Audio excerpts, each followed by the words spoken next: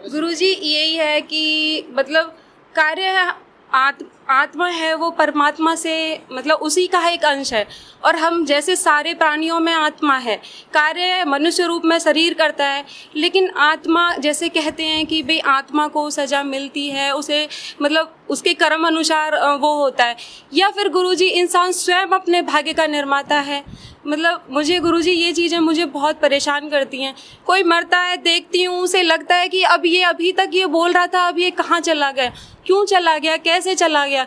मतलब ये सब चीज़ें गुरुजी मुझे बहुत परेशान करती हैं।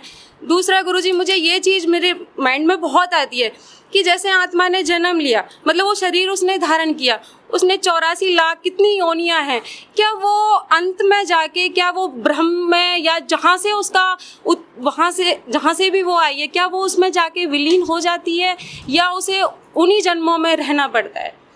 गुरुजी ये सब चीज़ें मुझे बहुत परेशान करती हैं। आपने शब्द प्रयोग किया आत्मा, ध्यान रहे मैंने बता चुका हूँ, मैं इस विषय में यहाँ भी शायद बताया हूँ। निर्गुण ब्रह्म का छोटा स्वरूप आत्मा है।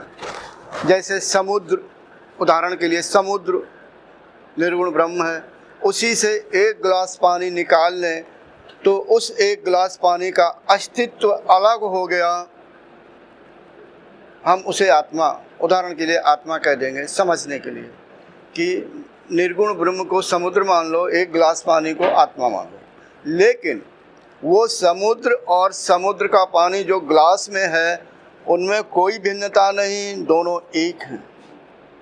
आत्मा, थोड़ी ज्ञान के विषय, आत्मा एक है, जीव अनेक है।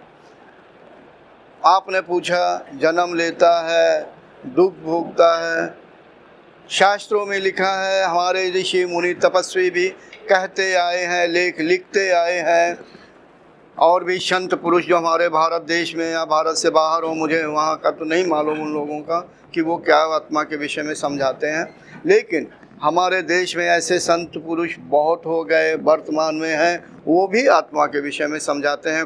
लेकिन आप गीता का अध्ययन करिए, गीता एक ऐसी पुस्तक है कि बहुत अच्छा इस विषय में भगवान श्री कृष्ण जी ने अर्जुन से कहा हुआ है।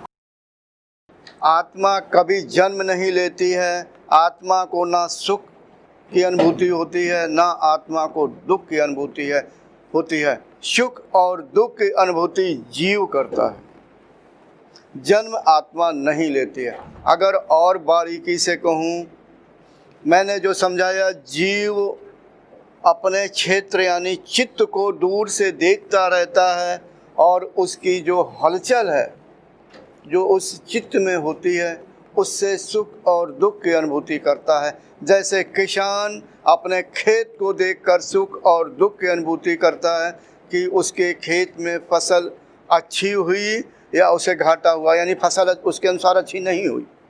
इसी प्रकार से जीव अपने चित्त को देख करके हलचल करता रहता है कि उसमें जो भी घटनाएं घटती हैं या जो भी वो भोग रहा होता है वो दूर से देखता है। जन्म लेता है सूक्ष्म शरीर।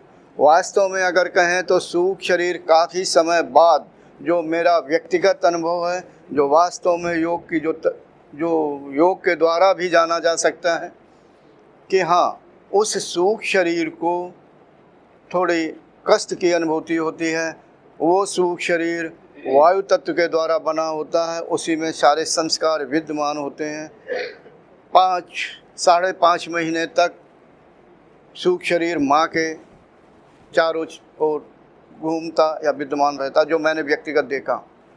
विज्ञान क्या कहता मुझे नहीं पता। अगर कोई डॉक्टर या वैज्ञानिक, मैं डॉक्टर के लिए कहूँगा, कहे कि उससे कम समय में उसके अंग हलचल करते हैं या कुछ भी करते हैं तो वो प्राणवायु के द्वारा होता। लगभग 6 महीने, थोड़ा आगे पीछे, जो उसका सूक्ष्म शरीर है उसके अंदर प्रवेश होता है, इसके पहले उसकी संरचना नहीं बनती है। आप लोग जानते हैं कि मतलब पूरी तरह से जब शरीर की संरचना, अंदर के अंग जो भी फेफड़ा, दिल, लीवर और किडनी वगैरह, जो अंदर का सारा सिस्टम है, नाड़ियाँ वगैरह जो बनती हैं, तो उसमें तब प्रवेश करता है सूक्ष्म शरीर। सूक्ष्म शरीर जो उसके अंदर कष्ट भोगता है, जो भी आप सब, मैं यहाँ पर उसका विवेचन नहीं करूँगा। उस छोटी सी जगह में, दुर्गंध से युक्त जगह में, मैंने अपनी दूसरी किताब में ये अनुभव लिखा है, सिर्फ एक तत्वज्ञानी योगी ही ऐसा जान सकता है कि जब वो गर्भ में आया, गर्भ से जब बाहर आया, जन्म लिया, उसे ही ये सारी चीज़ दिखाई दे सकती है। ये ऐसा प्रकृति का नियम है, प्रकृति मजबूर होकर के दिखाती है। तो कहने का मतलब मुझे अच्छी तरह से अनुभूति है कि मैंने क्या भोगा। Thanks for watching. Remember to like, comment and subscribe.